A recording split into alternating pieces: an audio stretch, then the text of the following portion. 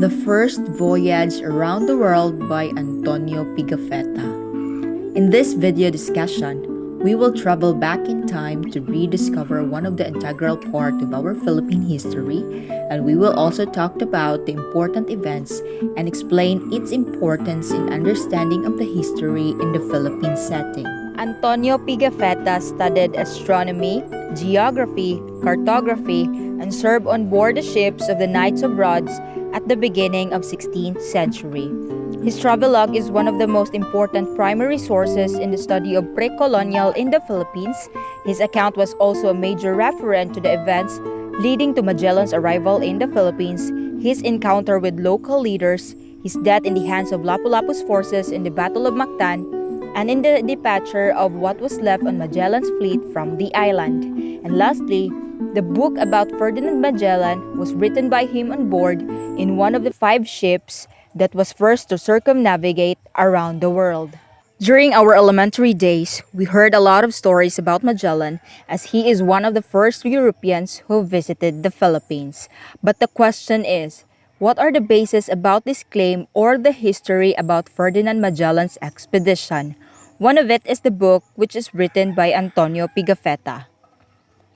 At the end of the voyage, Antonio Pigafetta, the author of the book, was on board to Victoria, and this was the only ship that was able to return to Spain. Upon arrival in Europe, Pigafetta presented copies of his accounts to several high personages, including Pope Clemente VII, mother of King Francis of France, and etc.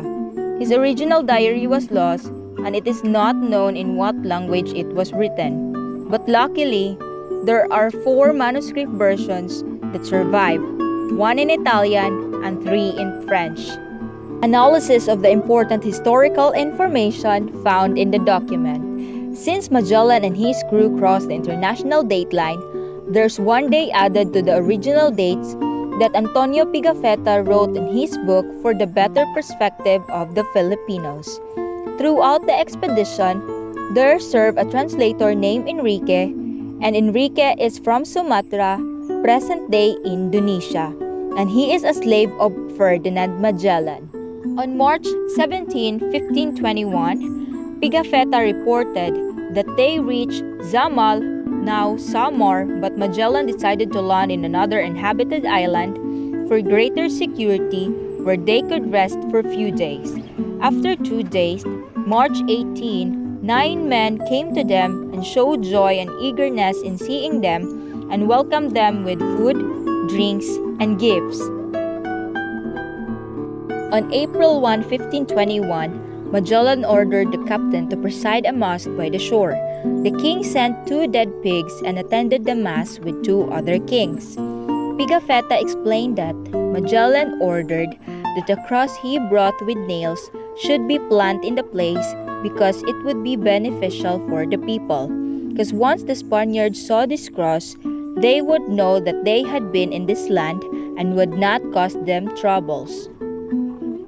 On April 8, 1521, Magellan's interpreter explained to Raja Humabon that Magellan's king was the emperor of the great empire, and that it would be better to make friends to them. Raja Humabon consulted his council, and they met in an open space, and the king offered a bit of his blood and also demanded Magellan to do the same. On April 15, 1521, Pigafetta showed the queen Hara Amihan an image of a very beautiful wooden child Jesus and a cross, and asked for the little child Jesus to keep in the place of her idols, and this image of child Jesus is now known as the Santo Niño found in Cebu. After 8 days, all of the island's inhabitants were all baptized. Pigafetta admitted that they burned a village down for obeying neither the king nor Magellan, and the mass was conducted by the shore every day. On April 27, 1521, Magellan died in the battle, and Pigafetta described how Magellan died. The native, perceiving that the bodies of the enemies were protected with armors, so aimed for their legs instead. He was then pierced with a poisoned arrow in his right leg. Magellan was specifically targeted because the native knew that he was the captain general. The king of Cebu have sent help to Magellan, but Magellan instructed him not to join the battle and just stay in Balangay so that he would see how they fought. The natives have slain all the men except the interpreter and one Serrano who was already wounded. The fleet departed and abandoned Serrano. They left Cebu and continued their journey around the world. Analysis of Pigafetta's Chronicle. The best storyteller is the one who not only knows the story but saw it. It is considered as the earliest detailed documentation. It was believed that Pigafetta's writing account for the purest pre-colonial society. Pigafetta's work is of great importance in the study and writing of Philippine history, and it is also one of the most cited documents by historians who wish to study the pre-colonial Philippines.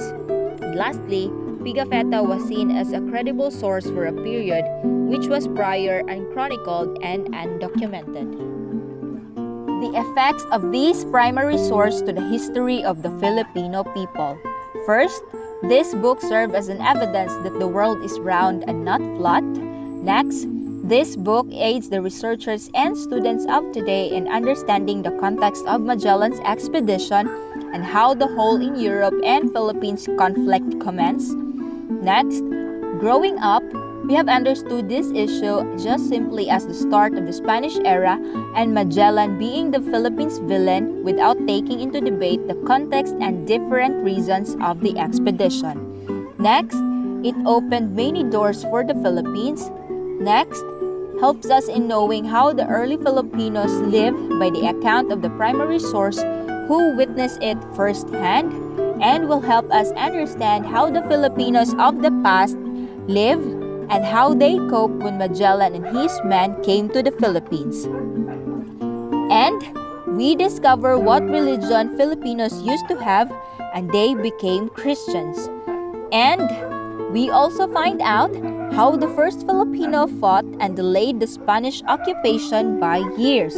And lastly, Pigafetta's journal is also a vital piece not only in the Philippine history but also of the world history.